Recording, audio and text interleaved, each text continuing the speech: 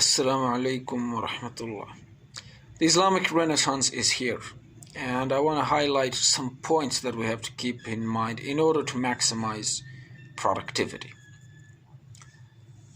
We Muslims shouldn't be making our decisions based on how much we like the choices and the options, but rather based on how much the Ummah and humanity are in need of it, based on how quickly it will bring us closer to the Islamic ideals.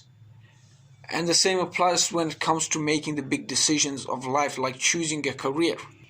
We Muslims have to abandon our obsessions with our own desires and wishes that don't serve Islam.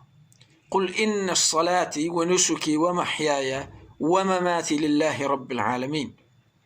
Say all my prayers, all my rites of sacrifice, all my living, absolutely all my living and my death are all purely for the sake of Allah subhanahu wa ta'ala, master of all the worlds. If that is the case, then we have to abandon our obsession with our own wishes and desires and make our decisions based on how much the Ummah needs it. And every decision that we make, we have to consult Allah subhanahu wa ta'ala, pray istikhara, so that the barakah is there from the very beginning, before we even started our struggles. I want to tell you a little story that I just heard today. In the flood-stricken areas here in Afghanistan, the floods that recently devastated Afghanistan and Pakistan, there's a kid walking around.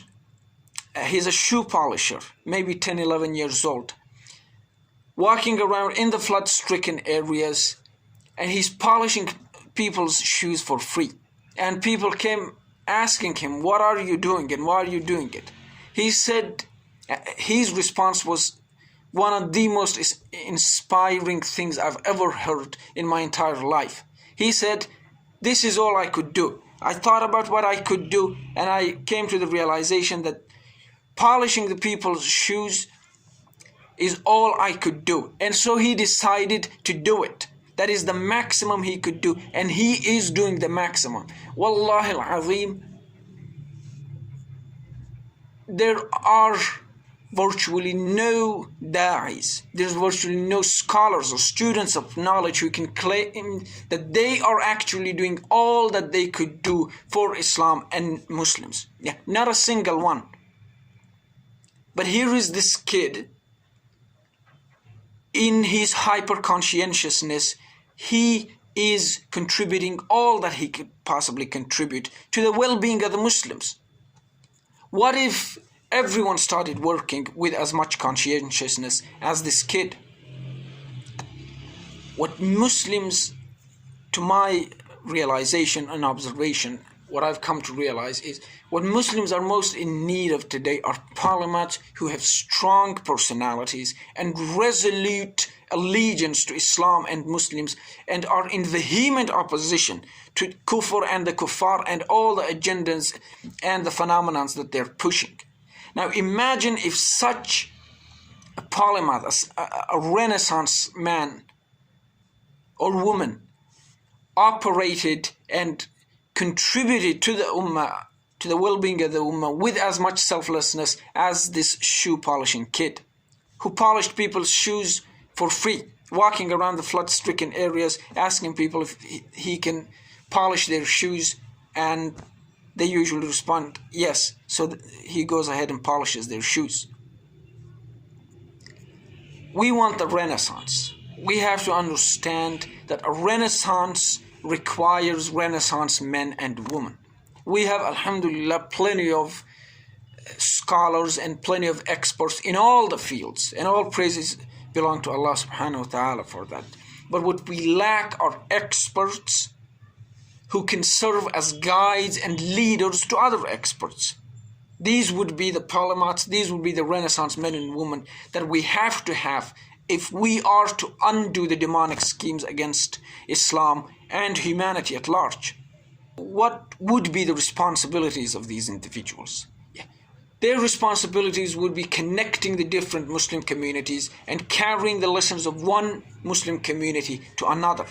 Their responsibility would be to function as catalysts, networking different Muslim communities and making different communities aware of each other's suffering and failures and successes and strengths and opportunities, making different Muslim communities aware of the threats that other Muslim communities are facing and the lacks of resources, and helping the one Muslim community come to the aid of another Muslim community. For example, the genocide in Myanmar committed against the Rohingya could have been, wallahu a'lam, it could have been avoided if there were individuals who could connect the Rohingya community with other Muslim communities across the globe. There would have been, and there most certainly are, Muslim communities like the Afghan community who have great and experienced fighters, selfless, generous, extraordinarily courageous fighters who could have helped the Rohingya fight the genocide that they're facing and the loss of their wealth and land. Another example is, for example, the Afghan community doesn't have many educated people. Well, there are other Muslim communities that have educated people. Those Muslim communities that have educated population can come to the aid of those Muslim communities that might not have the necessary information infrastructure to protect itself and to compete in the international economic and technological games. Another responsibility of these individuals would be to explore the Muslim communities deeply enough to find the extremely competent and intelligent and resourceful Muslims and the conscientious and selfless ones, and then personally recruit them for various opportunities. For example, make them famous and help the rest of the Ummah to make a good use of them under various circumstances. These individuals, these Renaissance men and women, could teach and train other du'at in argumentation and rhetoric and public engagement, in pedagogy and in debating. They could train and produce other experts who could analyze and counter the various satanic plans of the so-called international communities.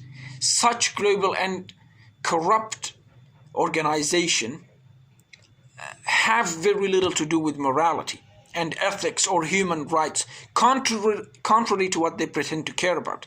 These are entities who abhor the religion of Allah subhanahu wa ta'ala and ignore the tears of His oppressed servants, like the Palestinians who have been oppressed, stripped of their wealth and subjugated, stripped of all citizenship.